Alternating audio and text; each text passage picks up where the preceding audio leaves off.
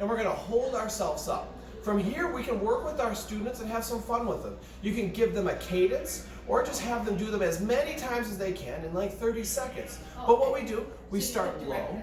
You can tell your student to pop up. We're gonna tap shoulders. So tapping each opposite shoulder each time, coming down, up, tap, tap, down, up, tap, tap, down. So this is a great warm-up. And so do this 10 to 20 times or for 30 seconds to a minute. Feel free to work on this with your students now. Feel free to pause the video and do so. Now, we're going to be doing another warm-up. We're going to be working on our legs, stretching out our legs. So we're going to be working on some jack-in-the-box squats. So everyone knows a jack-in-the-box. But what we're going to do, we're going to get in a squat position. We want to get nice and low. We want to hold the squat position until someone says pop up, or you can do it as many times as you can in a certain amount of time. But we go down, we squat, we pop up. Or we can just squat and up, squat and up. But depending on your level of fitness, we're getting warmed up here. So depending where you're at, make this as much of a workout as you can to prepare your body to exercise. But feel free to pause the video now and do so. Next, we're going to be working on our abs. So today we're going to be actually doing reverse crunches. So working on our core is very important when doing martial arts because when we punch or kick, of course, we're using that core. So when we do reverse crunches, we're going to be on our backs. We want to bring our feet together like we're in our feet together set position. We want to bring our feet over our head, bringing our ankles down as close as we can to the floor. Up, down, up, down. Do that roughly 10 to 20 times or 30 seconds to 1 minute, but making sure our bodies and our core is ready to exercise. Feel free to pause the video now and do so and get warmed up.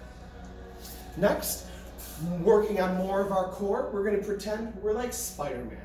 And of course, we're going to be like Spider-Man climbing a building. So we can start in a push-up position, and we're going to be doing spider ups. So when we do spider ups, we want to bring our arms out, our legs out. We're on the palms of our hands and on our toes. And from here, we can lower our body down and up. I like to imagine I'm like Spider-Man climbing the side of a skyscraper.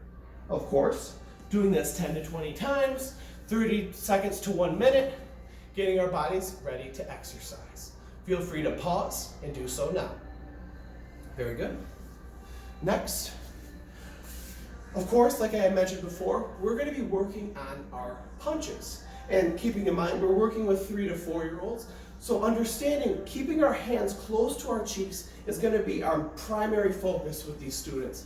And understanding, when we punch, we want to bring our hands back to our cheeks. So understanding we have glue, a whole bunch of glue stuck to our hands, and we can stick them to our cheeks. And whenever we punch, we can bring those hands back.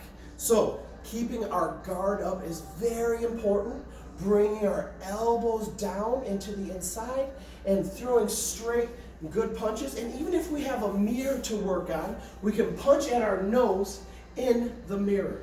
But a great way to get warmed up and a great way that coaches and I practice with this technique and getting our bodies ready to punch is we do something called shadow boxing.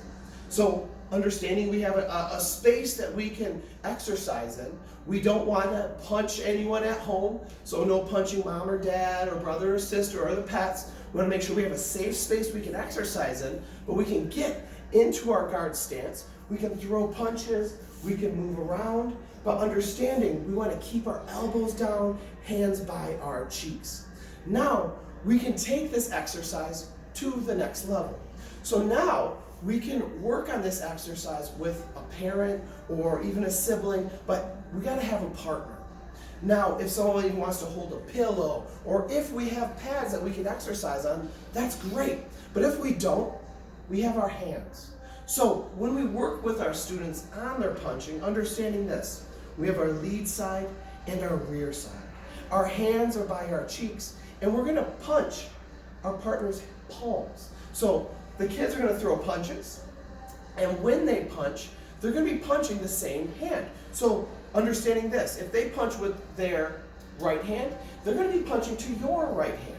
Or if they punch with their left hand, it's to your left hand. But we're going to punch and smack their hands. So this could be a fun drill called hand smacks. So when they punch and they connect, we can make that punch noise. And it's a great feedback as well. So we can move with our partners. We can have them punching our hands. And we can do this for quite a while until our partners are comfortable to move to our next step. And when we move into the next section, of course, we need to understand that we have to be in charge of our actions. We have to be in control of our bodies. So we don't want to punch our partners so hard that it hurts them. So we're going to punch and we're going to catch our partner's punches. So when they punch, we're going to try and catch their punch, and we're going to have some fun with them a little bit here. So move your kid around a little bit, exercise with them, but try to catch their punches, understanding that they want to use speed and control. Because if they're not punching fast enough, they're going to get their punch caught. Or if they have bad technique, it's not going to hit the target. So understanding we want to be in charge of our actions, and that's actually the lesson plan that we're going to be talking about today. And that is control. And control is something that we have to have as martial artists, because we have a responsibility to be in charge of our actions 100% of the time. So my tiny ninja, I want you to think about this, and I want you to practice this at home. I know we're going to be spending a lot of time with our parents and families, so show them that you can be in charge of our actions. Because if we want to move forward in life or with a belt or with anything, we have to be mentally ready. And when we are mentally ready, we are in charge of our actions. So that means when we throw our punches, our kicks, we're not trying to hurt someone else. We're trying to throw the best technique we can. And another thing I want to add in there is once we have control, we can have balance.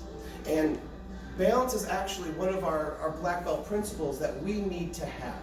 Because once we have balance, once our body is straight, steady, and still, then we can exercise. Then we can work at an optimal level so that we can reach that next level. We have to push ourselves, especially in these times when it's just us and the family. It's on you to work as hard as you can work. So have that control. Once you have that control, you will have the balance. And then once you have that balance, you will be able to move forward and grow. Now, before we part today, I want to go over some cool down stretches because, we'll go into that a little bit farther, but I actually want to teach you guys a few techniques and combinations to go along with these punches. So going into our striking stance, understanding lead leg, rear leg, hands by our cheeks. Now, our students, we're going to throw a rear kick to a hook cross. So parents, if you have a pillow or a pad or even a couch cushion that you can use, you can hold it to the side that they're kicking from. So if they're kicking from that side or their rear side, I'd hold the pad over here, or a lead side over here. But what we're going to do is we're going to throw a rear kick to a hook cross. So in full, kick, hook, cross. So our students are going to kick, retract their leg, put it back in the correct place, hook, cross. Understanding we're turning, rotating when we throw our punches, when we throw our kicks. So I step with my lead foot, I throw my rear kick, I bring it back, hook, cross. Work on that 10 to 20 times, work on that combination back and forth. Pause the video if you need to, and we'll move forward. So next combination that we are going to be practicing today is our pull jab to a cross hook. Now this is a very, very awesome combination to have, especially if you throw a lot of jabs. Because in a fight, you're going to have punches coming back at you. So understanding this, we can throw a pull jab. So if someone's throwing a punch at us, they are overextending, trying to hit us, It's like we're pulling an arrow back in a bow and arrow. They punch, I'm pulling back. I'm throwing my jab as they punch. So I pull, jab, I cross, hook, cross. So once again, I pull back as I jab, cross, hook, cross. So understand when you're working with your student, they might be a little confused with the pull, jab. Break it down for them. So you can have them in their stance. Say, pull, understanding they're keeping their left or right hand by their cheek, punching out with their jab hand. Then from there, we're squared up in the back. All of our energy is in the back to throw that cross, hook, cross. We can add in kicks, we can add in punches. So my higher level belts, feel free to add in some punches at the end there, but understanding is the rotation of our hip where all this power is coming from. So practice this combination with your parents. Pause the video if you need to, and then from there we'll do some stretches and move on. So from here we're gonna cool down. We're gonna stretch our body out so that we aren't too sore tomorrow, so that we can exercise tomorrow. So the first thing we're gonna do is we're gonna do some hand tricep stretches. So we're gonna get into a set position. Our feet are together, hands are at our side. We're going to raise our hands as high as we can. And from here, once our hands are at their highest point, we can reach behind our back and touch our shoulder muscles here. So our shoulder blades behind our shoulders. From here, we can feel it in our triceps, in the backs of our arms. Even if you need to, you can push down on your other arm. But do this 10-15 seconds on each side so that your arms are good and ready to not be sore the next day. So next up, the next stretch that we are going to be doing is we're going to be doing toe touches. So we're going to try and work on our flexibility. So we're going to put our feet together, feet out. We're going to try and touch our hands all the way to our toes. For some of this might be hard to do. So touch it out as far as you can. For some of us, we might be able to pull them back and it's easy. But the key here is we want to keep our knees down, our legs straight, so we can put our arms up, stretch out, stretch out. So we should feel it in the backs of our legs. You might even feel it in your arms a little bit. But from there, we should be good to go and ready to move on to the next one. From here, we're going back to our feet together set position. We can now bend our knees, hands on our knees, and from there we can rotate our legs in a circular motion. You should feel it all the way from the backs of your calves all the way to your ankles. So from here, we're slowly rotating. As you start feeling it more and more in your ankles, you can speed it up if you'd like.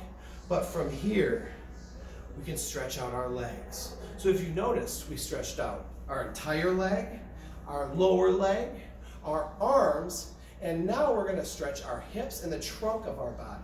So we're gonna get into a horse stance. Our feet are going to be out to the outside, maybe right about where our shoulders are. Hands on our hips. And from here, we're gonna rotate our hips out and around. So if anybody's ever watched SpongeBob, you wanna bring it around town. So now from here, you can turn it and go the opposite way. Understanding we wanna thrust our hips out and around, using our entire body when we do so. So guys, hopefully this is a great workout for you today. And I really want you to hit home with the life skills with your students. Because if we don't work on the mental side of things, the physical stuff just won't happen. So we need to bring everything up together. So use this time to make yourself better, to improve your martial arts, to take yourself to that next level. So guys, until next time, if I don't hear from you, good afternoon, good evening, and good night.